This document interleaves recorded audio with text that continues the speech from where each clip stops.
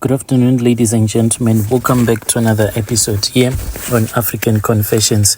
The following story that you're going to be listening to, it was sent to me by one of our sister who gave us this translation. The message, it reads like this.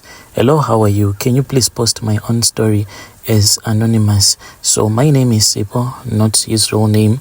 I joined a secret Sangoma society to become rich, but now I feel as if I am from South Africa.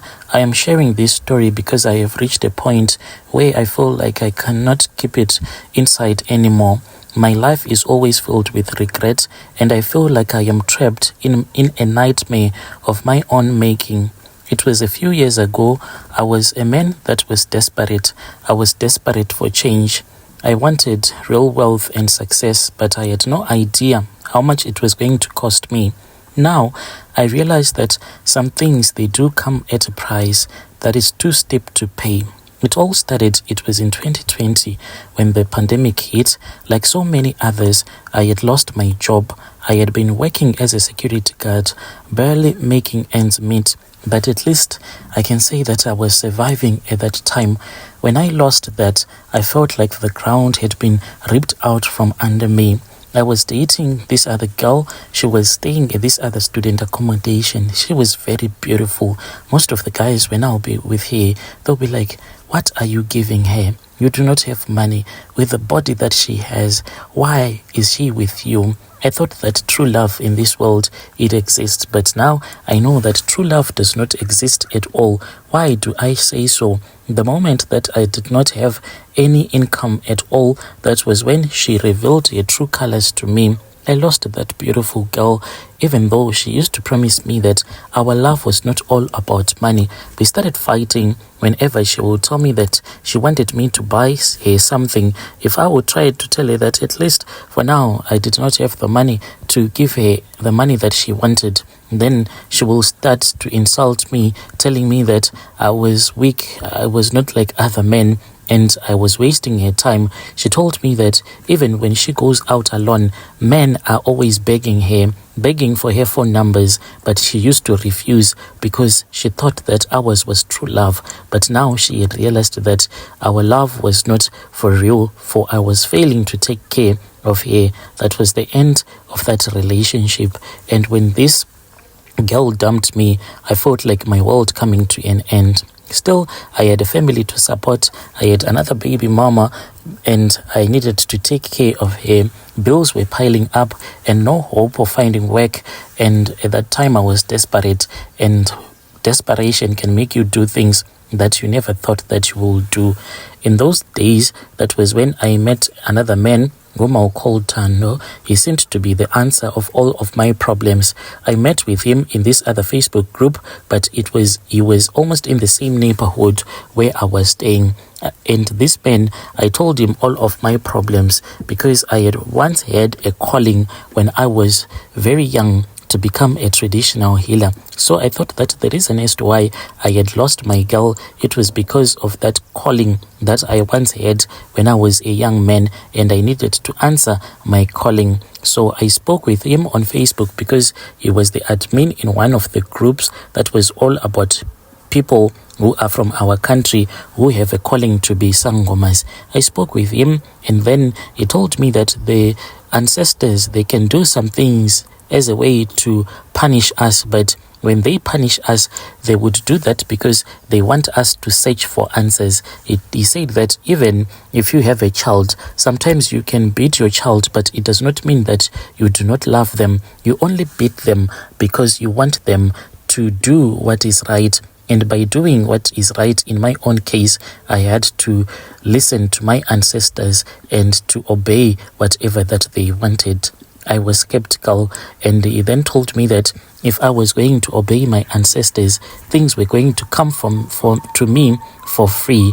And he told me that he was part of this other group of Sangomas. He did not mention that this was like a secret society. He had been part of that secret society for years, and it had given him everything that he wanted. He told me that once I had been initiated as a Sangoma, then it would be easy for me to get a lot of customers that will be paying me a lot of money. And being a Sangoma is a business, he said. No need for you to go to work anymore. I told him that I wanted to join. Where could I join? He then said that you have to know that once you do this, there is no more turning back. But he told me over the call, because there were things that he did not want to write to me on Facebook or WhatsApp. He would call me. So he then directed me to the place where he was staying. I arrived at the village a few hours just outside of Johannesburg. It was late at night. And then when I went to his house, we then slept at his house. Then we went to this other old Sangoma. And then I was introduced to that man who was going to initiate me. But first I was taken into a forest. I was taken into that forest, and then I was dedicated to his ancestors for the time being. When I was being initiated by him, then when I will be done, I will be able to do everything that I wanted on my own.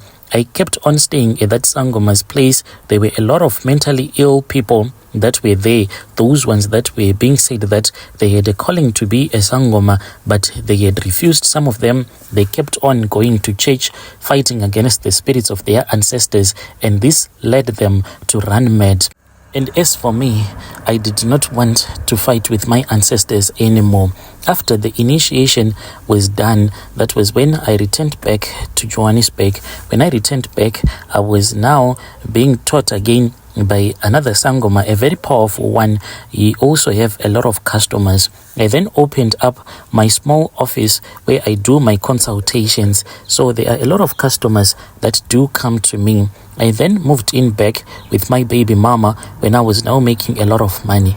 But when we moved in, she then said one day, in this house, I don't feel comfortable. I said, what is going on? She then said that she felt as if at the apartment where we were staying, it was like there was someone who had died in that apartment. She said that whenever we go to bed, she will start to hear things being moved around, people speaking, and the next morning when she wakes up, she will forget whatever she wanted to tell me.